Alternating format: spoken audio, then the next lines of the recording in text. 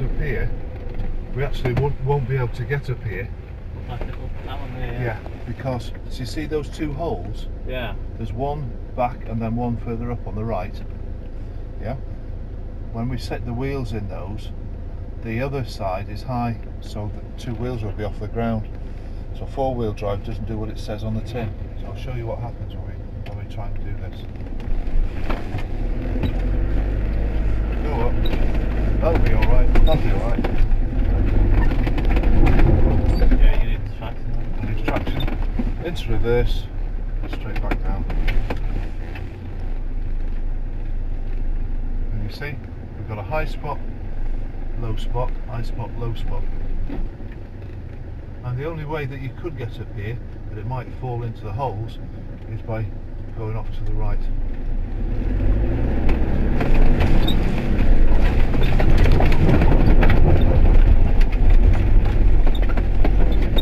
See?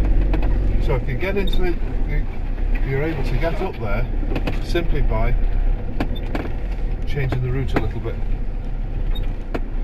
But unless you know that, you won't get up. Yeah. So off-road driving is about knowing the four-wheel drive system that you've got in the car, is about ground reading skills, and then what we call LADA. You look, you assess, you decide, and then you act. So you have a look at it, you assess it, can I drive up there? Hang on a minute, I haven't got a rear differential lock, so I might not be able to do that. Okay, I've got a rear differential lock, yes I will be able to do that.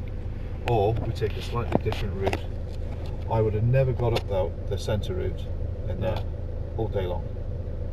No, you just kept bouncing away. I kept bouncing away. Yeah. But a foot to the right, no problem at all. Any four-wheel drive do this course, so it's got to be a Land Rover or...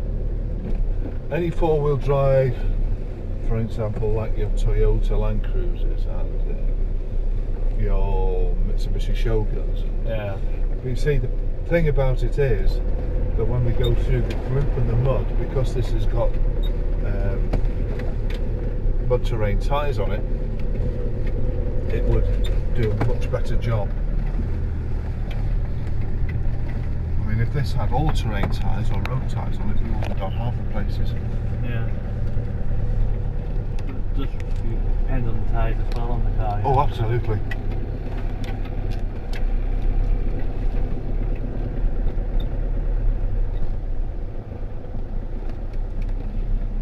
That part of the middle of there is the old steel with.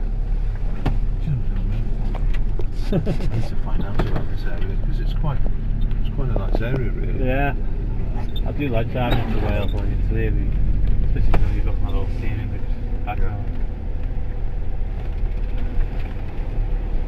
So I'm going to use this to go on the right for a while. If we can get up here.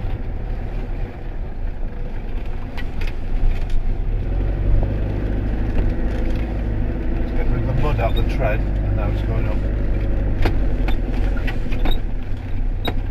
If we get stuck, hold it into reverse, back off both. Let the car do itself. Let the car do its thing. Yeah. What people can't understand is you taking your feet off the pedals. Driving is about control and the pedals. But off-road driving, we just modify what people understand. We take their driving skills and modify it to the off-road environment. So we come down steep hills using what they call engine braking. That's the low ratio of the gearbox together with the compression of the diesel engine.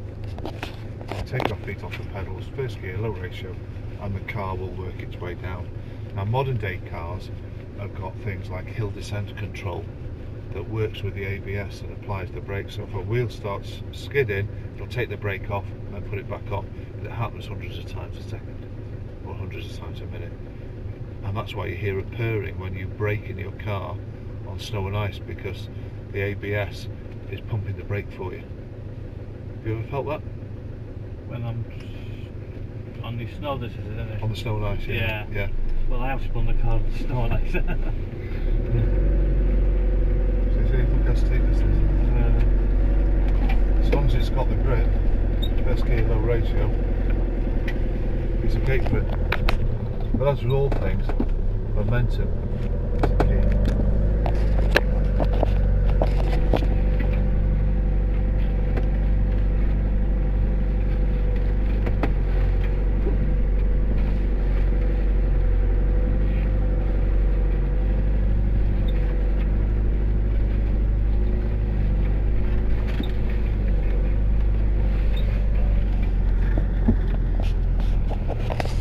Real quiet time of year and I don't see that many people here. A busy time of year just before Christmas when people say, I've forgotten about that voucher. I need to use it. You go to where I'm living now, I'll be more near to the snow and ice, but no, It's more fun. more fun. Yeah. More of a challenge. We all like challenges.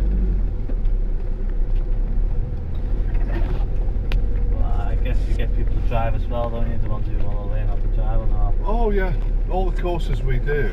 I mean, yourself is the exception, Brian, because what we normally do is people will drive and they pay for an hour's taster driving. Yeah. How old's Sean? 16 this year, actually. Yeah, 16, yeah. Yeah. Well, we take youngsters as young as 12. Yeah. So if he fancies coming driving with me for an hour, You like that, Sean? Yeah. you fancy doing it? I might crash, you know, but you know. It'll be allow you to crash. What makes you think you might crash, Sean? First time driving, isn't it? No. Have you never driven before? No, only like the motorbike games. That's really. Okay, Yeah. You've never driven a car before? Nah. Well, it's the first time for everything, isn't it? Might come naturally, I suppose. You hope so.